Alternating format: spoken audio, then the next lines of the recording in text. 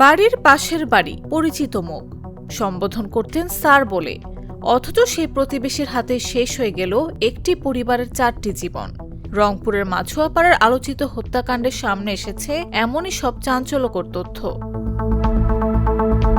গেল 22 আগস্ট রাতে বাড়ি থেকে উদ্ধার হয় গণপতি চক্রবর্তী, তার স্ত্রী প্রীতিলতা, মেয়ে আগামী ও 12 বছরের ছেলে আয়ুষের মরদেহ। 4 জনকে হত্যার ঘটনায় পরদিনই আটক করা হয় সিদ্ধার্থ ও মুগ্ধকে।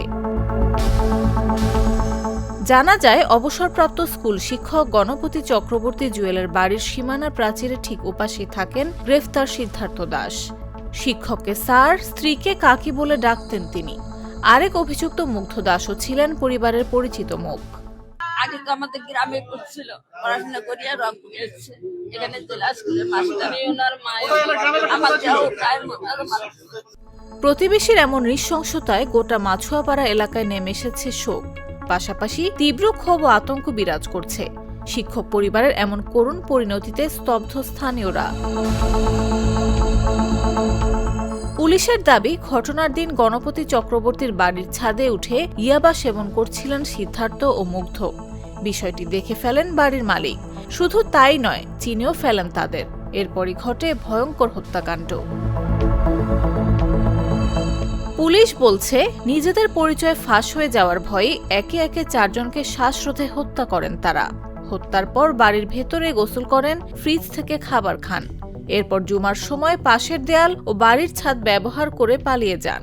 খুনিদের বক্তব্যে আমি যেটা শুনলাম, প্রার্থী চক্রবর্তী মারা যাচ্ছিল না, প্রায় 4-5 মিনিট লাগে তার প্রাণ যাওয়ার ক্ষেত্রে।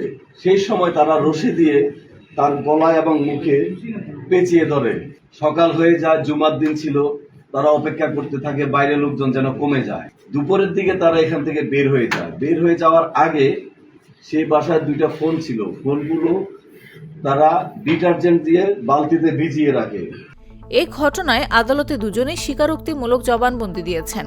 তবে ঘটনার পেছনে আরও কোনো কারণ বা অন্য কারো সম্পৃক্ততা আছে কিনা তা খতিয়ে দেখছে পুলিশ। অধিকতর স্বচ্ছ তদন্ত ও দ্রুত চার্জশিট দেওয়ার জন্য মামলার তদন্তভার কোতোয়ালি থানা থেকে গোয়েন্দা বিভাগে দেয়া হয়েছে। নিউজ ডেস্ক, জাগো নিউজ।